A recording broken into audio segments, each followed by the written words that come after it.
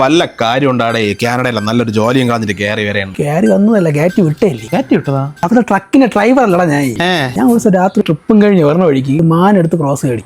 ഈ വണ്ടി ചവിട്ടിയാ നിൽക്കുവോ കൊണ്ട് ചിടിച്ചു കൊടുത്ത് കുറ്റാക്കുഴിയിലിട്ട് പയ്യെ മാനായിട്ട് ട്രക്കിന്റെ ബാക്കിലും കിട്ടും കട്ടിക്കൊണ്ടിട്ട് ബ്രെഡും കൂട്ടി അടിക്കാൻ ഇട്ട്.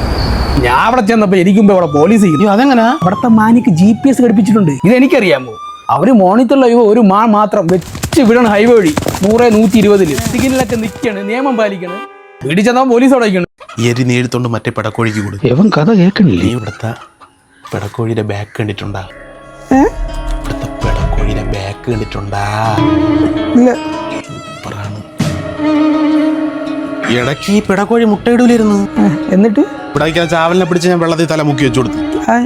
എങ്ങനെ? ചുമ്മാ ഇവിടെ കിടക്കണ അരിയും ഗോതമ്പും കൂടെ തിന്നാ പോരാ, ശരീരം ഇണങ്ങി പണിയെടുക്കണമെന്ന് ചാവലിന് മനസ്സിലായി. ചാവലിന്റെ തെറ്റ് മനസ്സിലായില്ലേ? അപ്പം വീട്ടിൽ ആരുമില്ലാത്തപ്പം ഞാൻ ചാവലിനെ വിളിച്ചോണ്ട് വന്ന് HenXXും ഹെൻപോൺ വീഡിയോ ഒക്കെ ഇട്ട് കാണിച്ചു കൊടുത്തു. മുന്നേ ഒറ്റ പൊസിഷനല്ലേ അറിയാവുമായിരുന്നു. പെടക്കോഴിയുടെ മേളിൽ കയറി നിറ്റി കൊത്തി പിടിച്ചോണ്ട് ഇപ്പൊ പല പൊസിഷനും ട്രൈ ചെയ്യുന്നുണ്ട് ചാവല്. നീ കുറച്ച് അരി എന്നിട്ട് പോകണ്ട, പച്ചരി ഉണ്ടതല്ല. വേണ്ട,